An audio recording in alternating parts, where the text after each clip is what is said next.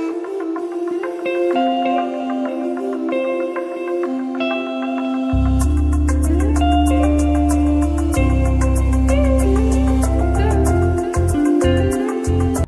students, myself Deepak Kumar Sharma, and today my topic is gravitation. This is the chapter 3 for class 9. Class 9 के third chapter में हम हैं और name है gravitation. Now I will discuss what is the gravitation, what is the gravity, what is the acceleration due to gravity. आज हम इसमें discuss करेंगे उस ग्रेविटी के बारे में, उस ग्रेविटेशन के बारे में, उस फोर्स के बारे में जो अर्थ पर लगता है किसी भी ऑब्जेक्ट से. तो हम उसको डिस्कस करेंगे इस चैप्टर में.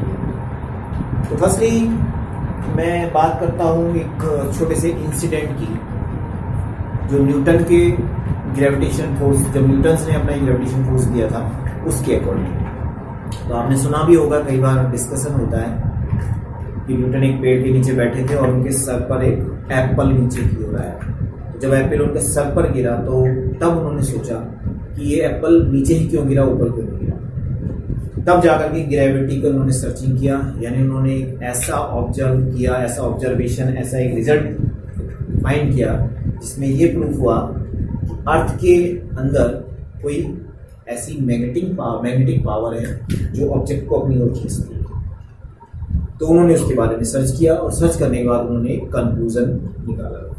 तो ग्रेविटेशन भी उसी से रिलेटेड है. तो ग्रेविटेशन के बारे में हम बात कर रहे हैं. तो ग्रेविटेशन जो है एक ऐसा फोर्स है जो यूनिवर्स में टू ऑब्जेक्ट्स के बीच में वर्क करता है. हर एक ऑब्जेक्ट में एक फोर्स वर्क करता है और वो फोर्स एक दूसरे को अट्रैक्ट करता है. यहाँ पर हमारा अर्थ एक मैग्नेट की तरह है और एक ऑब्जेक्ट उसको, कहीं पर भी आप जाएंगे अर्थ हमेशा नीचे की ओर ऑब्जेक्ट को अट्रैक्ट करता है. तो ये जो फोर्स इसके बीच में लग रहा है, दिस इज द ग्रेविटेशन.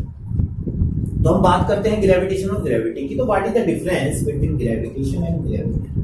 तो सबसे पहले हम इनके बारे में बात करते हैं, gravitation and gravity. What is the difference between gravitation and gravity. तो gravitation is the force of attraction between two object in universe.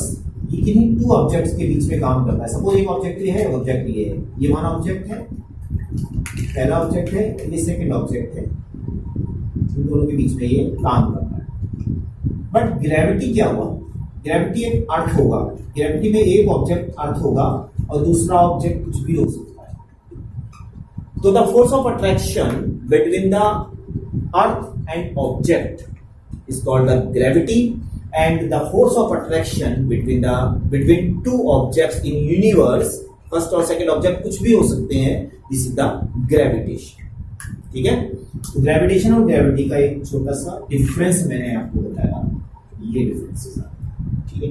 अब इसके बाद हमने जो आगे पढ़ना है वो है न्यूटन. तो सबसे पहले आप जब भी कोई टॉपिक पढ़ते हैं या कोई भी टॉपिक यहाँ पर डिस्कस होता है, उसको एक बार आप एनसीईआरटी से रीड जरूर करोगे. एनसीईआरटी या जो भी साइड बुक आपके पास है उससे एक बार उसको रीड करोगे तब आपको.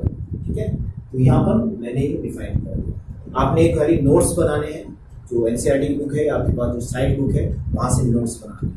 मैंने पहले भी बताया है, अब भी बता रहा हूँ, फिजिक्स जो है वो समझने का सब्जेक्ट है. आपको उसको समझने पर ज्यादा फोकस करना है. इसके बाद हम बात करते हैं Newton gravitation force, Newton's law of gravitation.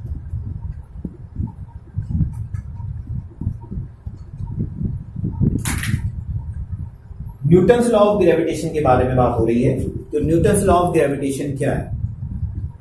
तो अभी ये 11th के लिए भी एक प्रिपेयर कर लीजिए आप, 11th में भी काम आएगा ये. तो Newton's law of gravitation, suppose two object है हमारे पास, एक m1 है, एक m2, और इन दोनों ऑब्जेक्ट के बीच जो डिस्टेंस है r. तो r is the distance between two object and the mass m1 is the first object and m2 is the second object. m2 is the mass of the second object. अब इनके बीच में एक force of attraction work करता है, जिसको हम F से indicate करेंगे. This is the force of attraction. अब इसमें m1 को आप अर्थ मान लीजिए और m2 को ऑब्जेक्ट मान लीजिए. तो न्यूटन्स लॉ ऑफ ग्रेविटेशन का according F directly proportional to m1 m2. यानी the force of attraction between the two object is directly proportional to the product of the masses. उन दोनों मासेस के product के बराबर होगा। And number 2, force of attraction is inversely proportional to the square of the distance between them. तो अगर कहीं पर भी 1 नंबर में या 2 नंबर में इसका स्टेटमेंट आता है तो क्या देंगे हम, न्यूटन्स लॉ ऑफ ग्रेविटेशन का स्टेटमेंट होगा। According to this law the force of attraction between two object in universe is directly proportional to the product of the masses and inversely proportional to the square of the distance between them. Okay? ये हो गया इसका statement. अब हम इसको क्या कर रहे हैं, कंबाइन कर रहे हैं। फ्रॉम फर्स्ट एंड सेकेंड दोनों को हमने ऐड किया। F डायरेक्टली प्रोपोर्शनल टू कितना हो जाएगा, m1 m2 upon r square. So this is the sign of proportional. Then F equal to G m1 m2 upon r square. यहाँ पर G जो कैपिटल G यूज कर रहे हैं हम, this is the gravitational constant, universal gravitational constant, where capital G is universal gravitational constant. Capital G यहां पर universal gravitational constant को शो करता है। तो this relation is the relation of the Newton's law of gravitation. तो ये जो relation आप देख रहे हैं ये न्यूटन्स लॉ ऑफ ग्रेविटेशन का रिलेशन है, where G is the gravitational constant. अब हम इसमें आगे डिस्कस करते हैं।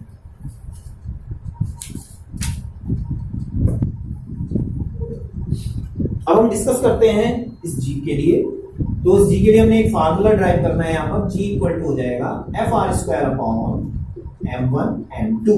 तो this is the formula for universal gravitational constant G equal to F R square upon m1 m2। यहां से हमने इसका फार्मूला किया है। ये फार्मूला हमने क्यों बनाया है, क्योंकि इस फार्मूले से हम फाइंड करेंगे इसकी यूनिट। तो यूनिट कैसे फाइंड होती है, unit of G equal to F की यूनिट न्यूटन, आर की unit metre square upon M की यूनिट किलोग्राम, दूसरे एम की यूनिट भी किलोग्राम। यहां पर हो जाएगा newton metre square kilogram square. तो this is the unit of G. ये जी की यूनिट को रिप्रेजेंट करेगा। तो newton metre square kilogram upon kilogram square, या इसको हम ऐसे भी लिख सकते हैं newton metre square kilogram minus 2। This is the unit of G. ये जी की यूनिट को शो करता है। अब हमने अगर डिफाइन करना है how to define universal gravitational constant, question अगर इस तरह से आ जाता है तो हम इसको कैसे डिफाइन करेंगे, उसके लिए हम इसी फार्मूले को फिर से यूज करेंगे और r m1 m2 को हम 1 कर देंगे, केवल f को छोड़ेंगे क्योंकि यहाँ 1 नहीं हो सकता है, बट डिस्टेंस कम हो सकती है, आपका मास जो m1 m2 है 1 वो कम हो सकता है। तो g if r equal to 1, m1 equal to 1 and m2 equal to 1, then क्या होगा, g equal to f। तब क्या हो जाएगा, g equal to f। g equal to f कब होगा, जब r equal to 1 होगा, m1 equal to 1 होगा और m2 equal to 1 होगा। तो अगर हम इसको डिफाइन करेंगे तो कैसे डिफाइन करेंगे, the universal gravitational constant is equal to the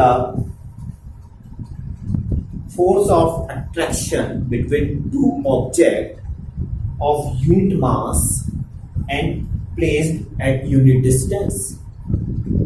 यानी कि इसका मीन्स ये हुआ कि जो यूनिट मास के अगर टू ऑब्जेक्ट्स को हम यूनिट डिस्टेंस पर रख दें तो उनके अंदर जो फोर्स ऑफ अट्रैक्शन वर्क करेगा वही फोर्स ऑफ अट्रैक्शन जो होगा उसका क्या होगा, यूनिवर्सल ग्रेविटेशनल कांस्टेंट को शो करेगा। तो G इक्वल टू F। तो यहां पर हम इस तरह से इसको डिफाइन कर सकते हैं। इसकी डेफिनेशंस को आपने नोट करना है। ये सब आपका होमवर्क है जो मैं छोड़ता जा रहा हूं, आपने डिफाइन करना है इसको। तो क्वेश्चंस की फॉर्म में मैं आपको वर्क के फॉर्म में दे दूंगा। तो यहाँ पर इसको भी हमें फाइंड करना है। अब इसकी वैल्यू को भी आप लिख लीजिएगा। इसकी वैल्यू होती है G equal to 6.67 10 to the power minus 11 Newton. 6.67 10 to the power minus 11 Newton. This is the value of G. ये भी एक नंबर में आता है. Write the value of gravitational constant. 6.67 to 10 to the power minus 11 Newton. This is the value of G.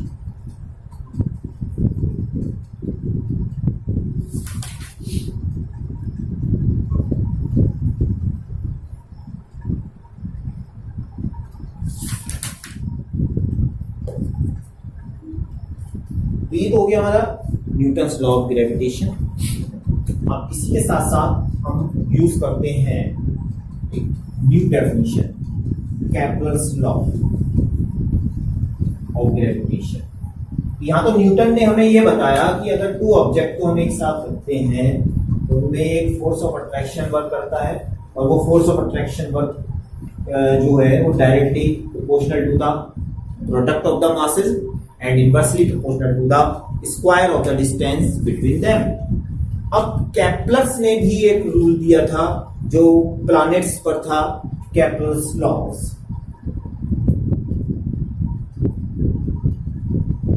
अब हम Kepler's laws के बारे में बात करते हैं. तो कैप्लर्स ने हमें 3 लॉज दिए थे. First law, second and third. The first law is law of orbits.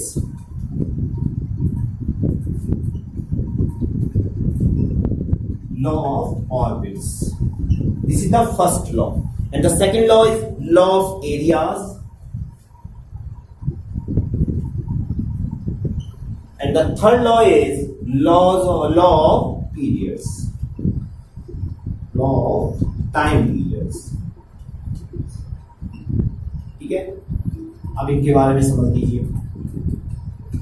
First law क्या है हमारा? Law of orbit. तो लॉ ऑफ ऑर्बिट में केपलर ने ये कहा था कि कोई भी प्लैनेट सन के चारों ओर एलिप्टिकल शेप में मूवमेंट करता है. एलिप्टिकल क्या होता है? मैथमेटिक्स में जो एलिप्टिकल होता है, इलिप्स होता है, उसका क्या होता है, जो ये डायगोनल, ये जो डायमीटर्स हैं ये सेम नहीं होते हैं. यानी कि अंडे के आकार. सर्किल में क्या होता है, डायमीटर सेम होंगे, बट एलिप्टिकल ऑर्बिट जो होते हैं उनमें डायमीटर सेम नहीं होते हैं. तो आप देख रहे हैं कि ये डायमीटर बड़ा है, ये डायमीटर छोटा है. तो इसी डायमीटर पर 2 सेंटर होंगे. एक सेंटर यहाँ होगा, एक सेंटर यहाँ होगा. तो सन यहाँ पर भी हो सकता है या सन वहां पे भी हो सकता है. तो यहाँ पर लॉ ऑफ ऑर्बिट ने ये कहा था, लॉ ऑफ ऑर्बिट में जो केपलर्स का फर्स्ट लॉ था, इसने ये कहा था कि कोई भी orbit move in an elliptical orbit around the sun or sun placed at any focus of this orbit. सन जो है इसके 2 फोकस के किसी एक फोकस पे रखा होगा, और जो प्लैनेट्स होंगे वो उस पर एलिप्टिकल ऑर्बिट में मूवमेंट करेंगे, सर्किल में मूवमेंट नहीं करेंगे. जबकि अभी हमें मालूम है कि कोई भी ऑब्जेक्ट जो होता है वो सर्किल में मूवमेंट करता है सन के चारों ओर. लेकिन केपलर्स ने उसको कहा कि सन जो है वो इस एलिप्टिकल ऑर्बिट में किसी एक फोकस पर होगा, और ऑर्बिट में जो भी प्लैनेट्स मूव करेंगे वो एलिप्टिकल ऑर्बिट में मूवमेंट. तो ये है हमारा फर्स्ट. अब सेकंड लॉ क्या कहता है? सेकंड लॉ ये कहता है कि जैसे सपोज कोई ऑर्बिट यहां पर है, मतलब कोई प्लैनेट यहां पर है, और वो प्लैनेट यहां से मूवमेंट यहां पर कर गया. मान लिया वो 1 आवर में यहां से यहां गया, तो उसने जितना एरिया कवर किया, इसे रेडियल एरिया बोलते हैं. रेडियल एरिया कवर किया, रेडियल एरिया इसने कवर किया. उतना ही अगर बाई चांस कोई दूसरा प्लैनेट है, वो यहाँ पर है और 1 घंटे में वो यहाँ पहुंच गया, इसने भी इतना एरिया कवर किया. देखो इसका एरिया आपको देखने में चौड़ा लग रहा है, यहाँ एरिया थोड़ा छोटा लग रहा है, लेकिन उसने कहा है कि सेम टाइम में वो सेम एरिया कवर करेगा, चाहे उसकी शेप डिफरेंट हो. तो यानी कि सेम टाइम में सेम एरिया कवर करता है, जिसको बोलते हैं हम law of areas. Any orbit covers same area in equal time of interval at this orbit. इस ऑर्बिट पे कहीं पर भी कोई भी प्लैनेट्स होगा सेम एरिया कवर करेगा सेम टाइम में, माने 1 आवर में ये यहाँ तक गया, 1 आवर में ये यहाँ तक गया, ये एरिया जो होगा और ये एरिया जो होगा हमारा सेम होगा।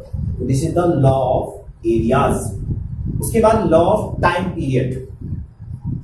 टाइम पीरियड का क्या है कि ये एक न्यूमेरिकल वैल्यू में भी शो करता है, T square directly proportional to R cube.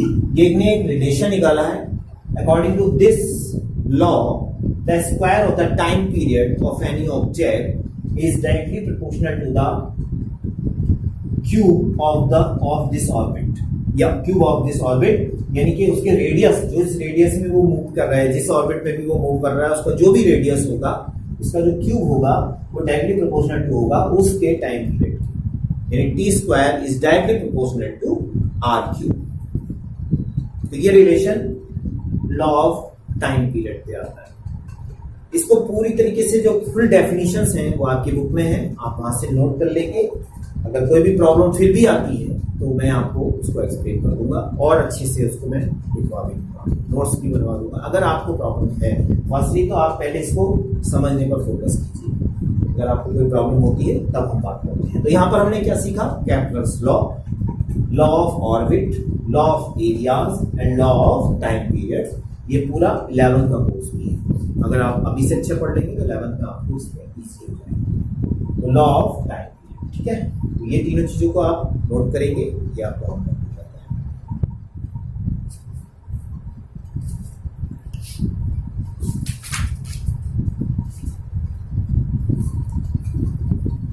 तो यहां पर हमने डिस्कस किया Newton's law of gravitation and Kepler's law.